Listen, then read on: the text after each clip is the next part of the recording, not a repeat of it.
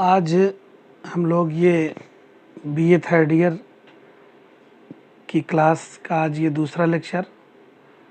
BA third year जो लोग honours से कर रहे हैं हिंदी, और उसमें जो सिक्स्थ यानी छठवां प्रश्न पत्र है प्रयोजन मूलक हिंदी, आज उसके लेक्चर का आज ये दूसरा पार्ट हम लोग पढ़ेंगे। पहले पार्ट में हम लोगों ने पाठ्यक्रम पे चर्चा की थी और कुछ थोड़ा बहुत एक इंट्रोडक्शन हमने शुरुआत का देखा था।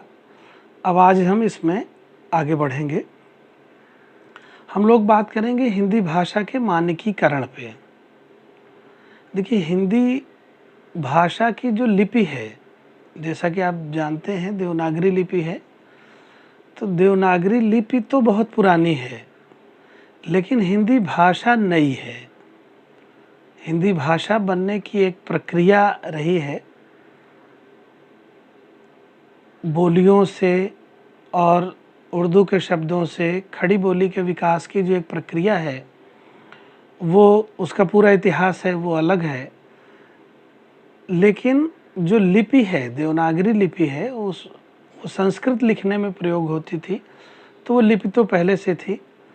तो हम जब हिंदी भाषा के मानकीकरण की बात करेंगे तो उसमें लिपियों के स्तर पे जो आते हैं अंतर, उनको भी देखेंगे, और जो भाषा के स्तर पे अंतर आते हैं उनको भी देखेंगे।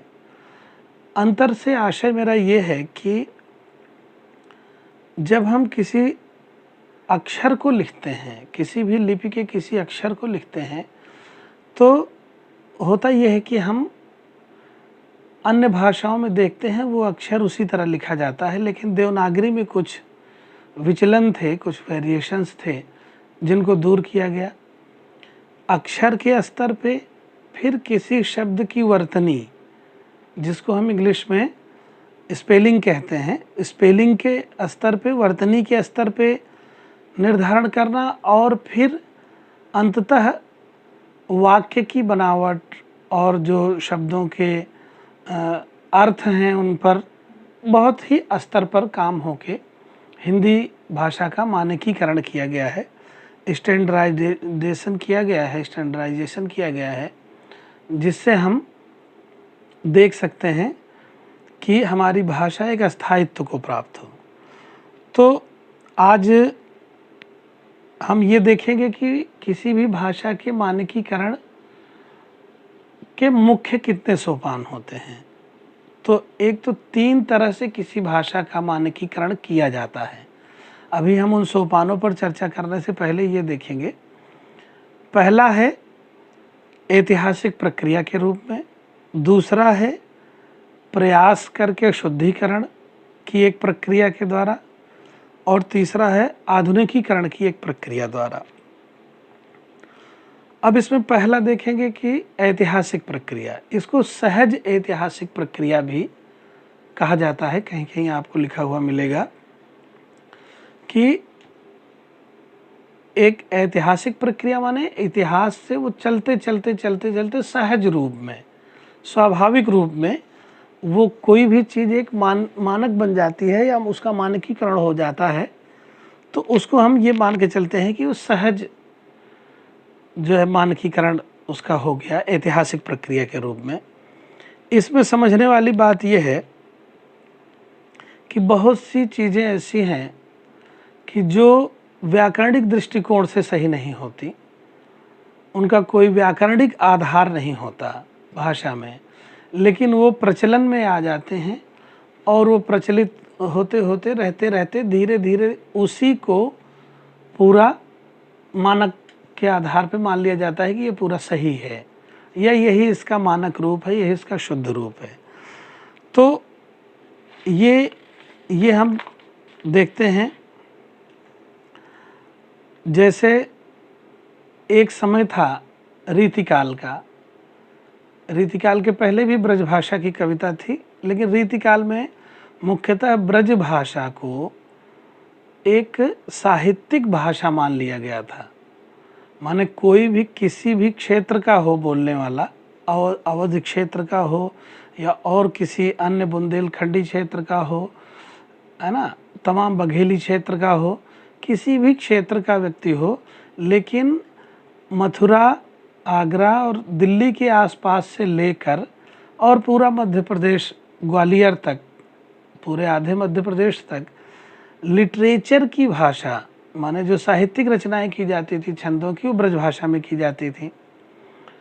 लेकिन बाद में क्या हुआ कि इसको एक बोली तक सीमित कर दिया गया, खड़ी बोली का प्रादुर्भाव हुआ, उसका प्रभाव बढ़ा और हमारी काव्य की भाषा जो है वो खड़ी बोली हो गई, हिंदी हो गई, और ब्रज भाषा को एक बोली मानकर उसको एक स्थान विशेष तक सीमित कर लिया गया। तो ये भाषा, खड़ी बोली को या हिंदी को, ये मानकीकरण कहाँ से मिला कि ये साहित्यिक भाषा के रूप में ये मानक है या ये मानक साहित्यिक भाषा है? ये धीरे धीरे सहज ऐतिहासिक प्रक्रिया के द्वारा धीरे धीरे इसमें ये, अच्छा, इसी सहज ऐतिहासिक प्रक्रिया में ही एक बात और आती है कि हम किसी भी शब्द का जब प्रयोग करते हैं तो ज़रूरी नहीं कि पहले भी उसी अर्थ में वो शब्द का प्रयोग किया जाता रहा हो। इसके लिए भाषा विज्ञान में आप लोग पढ़ेंगे या शायद पढ़ा भी हो, आप लोगों ने अभी तक भाषा विज्ञान का शायद वो चैप्टर आपके BA first year second year में न रहा हो। हम पढ़ते हैं अर्थ विज्ञान, भाषा विज्ञान में आगे आप पढ़ेंगे। अर्थ विज्ञान में संक्षेप में आप जान लें कि हम इस पर विचार करते हैं किसी भी शब्द का अर्थ कैसे निर्धारित होता है, वो बहुत डिटेल में है, लेकिन उसमें होता यह है कि एक सेगमेंट आता है अर्थ परिवर्तन का।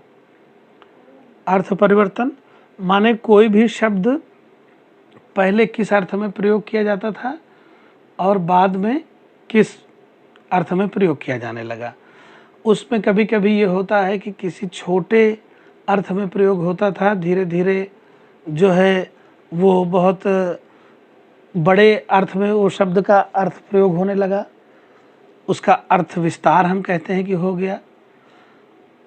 किसी शब्द का बहुत विस्तृत अर्थ में प्रयोग होता था, हम उसको संकुचित अर्थों में प्रयोग करने लगे तो हम कहते हैं कि अर्थ संकोच हो गया।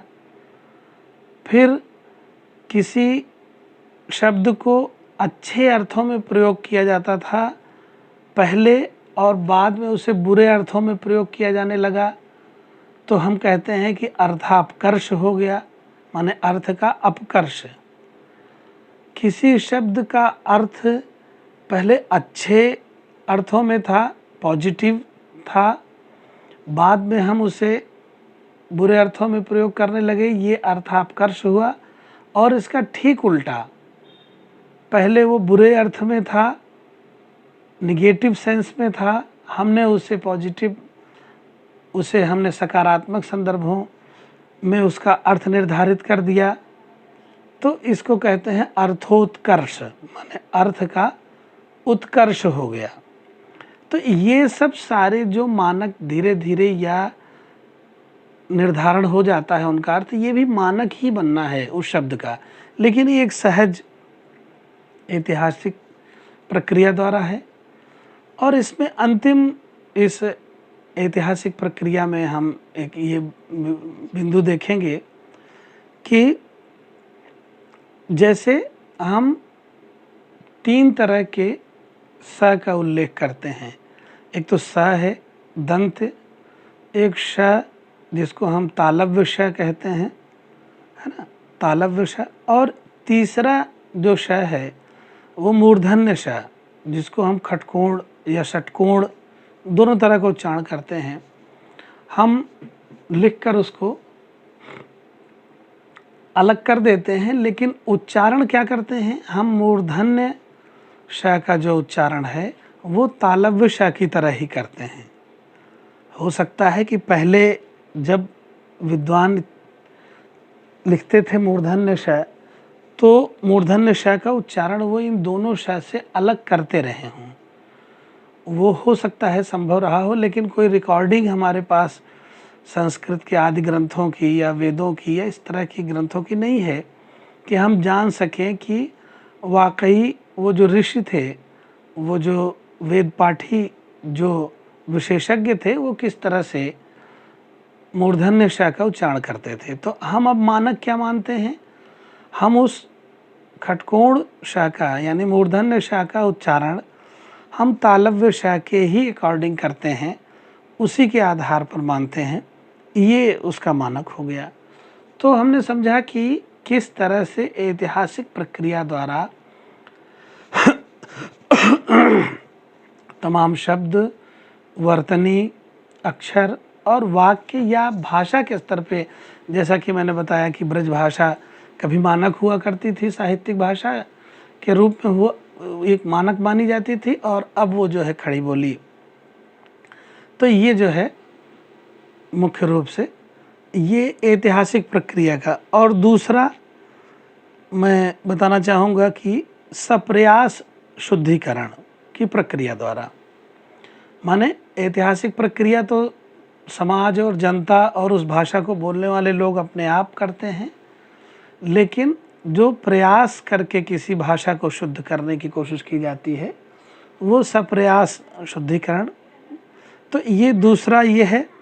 इसमें होता ये है कि कोई संस्था बना के, कोई आयोग बना के, कोई एकेडमी बना के हम लोग क्या करते हैं कि अपने समाज, अपनी संस्कृति और अपने ऐतिहासिक संदर्भों के आधार पर हम क्या करते हैं, एक कमेटी बना लेते हैं, एक आयोग बना लेते हैं या संस्था बना लेते हैं और अपनी भाषा के शुद्ध रूप को प्रोजेक्ट करते हैं और उसके संबंध में तमाम शब्दकोश या नियमावली या तमाम जो कुछ भी हैं पुस्तकें, ये सब तैयार करके हम जो है अपने राष्ट्र, अपनी देश, अपनी सांस्कृतिक चेतना के आधार पर अपनी भाषा का एक मानक, एक शुद्ध रूप स्थापित करते हैं, जिससे हम लोग आपस में जब संवाद करें, आपस में एक दूसरे से कोई संप्रेषण करें, तो उसमें किसी प्रकार का भ्रम न पैदा हो। और जब कोई विदेशी हमारी भाषा को सीखना चाहे तो उसके लिए भी किसी प्रकार का कोई कन्फ्यूज़न, किसी प्रकार का कोई भ्रम न पैदा हो। तो इसमें आप बहुत से उदाहरण विश्व स्तर पे, जैसे फ्रांस ने अपनी भाषा का शुद्धिकरण करने के लिए, स्टैंडर्डाइजेशन करने के लिए 1630 में एक फ्रांसीसी एकेडमी बनाई थी। इटली में फ्लोरेंटाइन एकेडमी बनी थी 1540 में, और एक और इटली में बनी थी एकेडमी डेला कुस्का 1582 में ये बनी थी। इन सब ने मानक एक व्याकरण बनाया। यहाँ तक कि इटली जो है, इटली एक वहाँ की लोकल लैंग्वेज थी, बहुत छोटे स्तर पे बोली जाती थी, लेकिन उसको उन लोगों ने उसका व्याकरण एक निर्धारित किया, शब्दकोशों का निर्माण किया और उसको जो है इटालियन लैंग्वेज को एक लैंग्वेज के रूप में स्थापित किया। इसी तरह यूरोप में भी स्पेनिश एकेडमी बनी 1783 में स्पेन में, स्वीडिश एकेडमी बनी 1786 में, जर्मनी में जर्मन एकेडमी बनी 1617 में, इंग्लैंड में इंग्लिश एकेडमी 1712 में, और अमेरिका में एकेडमी बनी 1820 में। इन सब सारी भाषाओं की एकेडमीज़ जो थी, इन सब का काम था अपनी भाषा में जितने भी डेविएशन हैं, जितने भी विचलन हैं, उनको स्थिर करना, एक स्वरूप उसका स्थिर करना। भारतीय संदर्भ में हम देखें तो डॉक्टर रघुवीर सिंह ने बहुत प्रयास किया। उन्होंने 1955 में तकनीकी शब्दों का जो कोर्स तैयार किया, वो अंग्रेजी के शब्दों का हिंदी में, और वो हम लोग पारिभाषिक शब्दावली वाले चैप्टर में पढ़ेंगे कि किस तरह से उन्होंने अंग्रेजी के शब्दों का अनुवाद जो हम लोग करते थे ऑफिशियल लैंग्वेज का, या जो न्यायालयों में जो भाषा प्रयोग की जाती थी उसको करते थे, उसमें तमाम जो है असमानताएं थीं। तो उन्होंने अंग्रेजी शब्द के लिए एक हिंदी शब्द निर्धारित किया। पहले से अगर वो शब्द हमारे यहाँ था भाषा में, तो उसको निर्धारित किया, और नहीं था तो कोई नया शब्द संस्कृत के व्याकरण के आधार पर, उसकी धातुओं के आधार पर संस्कृत के एक नया शब्द बनाया, गढ़ा, और अंग्रेजी के उस शब्द के लिए हिंदी का वो शब्द निर्धारित किया कि ये शब्द मानक है। इसके ट्रांसलेशन के रूप में वो तमाम शब्द हैं, जैसे हम लोग देखते हैं क्लर्क के लिए लिपिक शब्द का इस्तेमाल है ना, टेंडर के लिए निविदा शब्द का इस्तेमाल, कॉन्ट्रैक्ट के लिए संविदा शब्द का इस्तेमाल। तो इस तरह से तमाम शब्द देखेंगे हम लोग पारिभाषिक शब्दावलियों में। तो ये जो है मुख्य रूप से ये प्रयास पूर्वक, जैसा कि आप जानते हैं वैज्ञानिक एवं तकनीकी शब्दावली आयोग भी दिल्ली में काम करता है, जो हमारी भाषा के एकदम जो कार्यालयी भाषा का जो नया रूप है उसको निर्धारित करने में सहयोग करता है। और अंतिम जो रूप है वो है आधुनिकीकरण की एक प्रक्रिया के रूप में। माने भाषा का मानकीकरण, पहला ऐतिहासिक सहज ऐतिहासिक प्रक्रिया, दूसरा सप्रयास शुद्धिकरण, और तीसरा है आधुनिकीकरण। आधुनिकीकरण का आशय ये है कि जैसे जैसे हम नई नई खोज करते हैं, नए नए आविष्कार होते हैं वैश्विक स्तर पे, वो विदेशों में होते हैं, तो विदेश के लोग अपनी भाषा में नई खोज जब करते हैं तो उसको एक शब्द देते हैं। तो जब अन्य भाषाओं के लोग उस ज्ञान को प्राप्त करते हैं, जैसे केमिस्ट्री, तो केमिस्ट्री का हमने रसायन, फिजिक्स तो हमने भौतिक विज्ञान फिजिक्स को कहा, या एटम्स कहे गए तो एटम्स इंग्लिश में कहे गए तो हम लोग उसको हिंदी में परमाणु, मॉलिक्यूल्स तो अणु। तो ये जो शब्द बनाए गए इंग्लिश के, माने टेक्नोलॉजी जैसे जैसे डेवलप होगी, आधुनिकीकरण जैसे जैसे बढ़ेगा, तमाम बहुत सारे शब्द नए नए आते रहेंगे जिनको हम मानक मानकर कभी कभी उसका इंग्लिश स्वरूप ही हम प्रयोग करेंगे और कहेंगे कि यही इसका स्टैंडर्ड हिंदी है, इसकी इंग्लिश में इसके लिए। जैसे तमाम ऐसे शब्द हैं जिनकी हिंदी बनाई गई है और उनके इंग्लिश रूप को भी, जैसे लाइसेंस है, लाइसेंस को अधियाचना भी कहते हैं, अभिज्ञप्ति, सॉरी अधियाचना नहीं, अभिज्ञप्ति, अभिज्ञप्ति भी लाइसेंस की हिंदी बनाते हैं और लाइसेंस भी कहते हैं उसको। तो ये एक तरह से उसके दोनों रूपों को मानक मान लिया जाता है। तो ऐसे बहुत से शब्द हैं जो दिन ब दिन नए नए परिवर्तन, नए नए जो प्रौद्योगिकी विकसित हो रही है, जो टेक्नोलॉजी है वो विकसित हो रही है, तो उसके कारण से हमारी भाषा में आ रहे हैं और हम उनको मानकर वो तमाम ऐसे और भाषाओं के भी शब्द हैं जिनको हम अपनी भाषा में शामिल कर ले रहे हैं। तो ये आज हमने समझा कि भाषा का मानकीकरण किस प्रकार होता है। अब हम आगे ये समझेंगे नेक्स्ट लेक्चर में। अगला लेक्चर जो हमारा होगा वो होगा सहज ऐतिहासिक प्रक्रिया, हमने समझ ली और ये समझा कि उसमें हम कुछ कर नहीं सकते, सहज ऐतिहासिक प्रक्रिया वो अपने आप होगी। सप्रयास शुद्धिकरण कर सकते हैं और जो आधुनिकीकरण हो रहा है उसमें जो नए शब्द आ रहे हैं हम उनको किस तरह से बरतें, किस तरह से उनका बिहेवियर रखें, उस पर हम कंट्रोल कर सकते हैं। तो आगे हम देखेंगे कि जो सप्रयास शुद्धिकरण किया जाता है, मानकीकरण किया जाता है भाषा का, वो कैसे किया जाता है, उसके क्या चरण हैं, उनमें कौन कौन से स्टेप्स अपनाए जाते हैं। बाकी ये तीनों हमने देख लिया। अब नेक्स्ट जो लेक्चर होगा, और एक बात और मैं छात्रों को बताना चाहूँगा कि ये जो मैं पढ़ा रहा हूँ इसका जो लिखित रूप है, आपको इसको लिखने की, नोट करने की ज़रूरत नहीं है, आप इसको समझ सकते हैं। समझने के लिए मैं इसको ज़्यादा आपसे चाहूँगा कि आप इसे समझने के लिए ज़्यादा प्रयास करें। इसका लिखित रूप जो है वो भी आपको कॉलेज की वेबसाइट पे मैं पीडीएफ इसका कॉलेज की वेबसाइट पे लोड करने के लिए भेज दूंगा, जिससे आप देखेंगे कि ये आपको लिखित रूप में भी आप उसका प्रिंट निकाल सकते हैं या आप पढ़ सकते हैं व्यवस्थित रूप से। कुछ चीज़ें ऐसी होंगी कि जो आप और अधिक लिखित में जब देखेंगे तो और आपको सामग्री मिल जाएगी जो मैंने नहीं अपने लेक्चर में कहा है, और बहुत सी बातें जो मैंने लेक्चर में भी कही वो आपको लिखित में नहीं मिलेंगी। तो दोनों का अलग अलग स्वरूप होता है। बातचीत करने में, बोलने में हम कुछ बातें और भी बोल जाते हैं, अन्य अन्य बातें जो लिखने के में बहुत हमारे काम की नहीं होती या आवश्यक नहीं होती।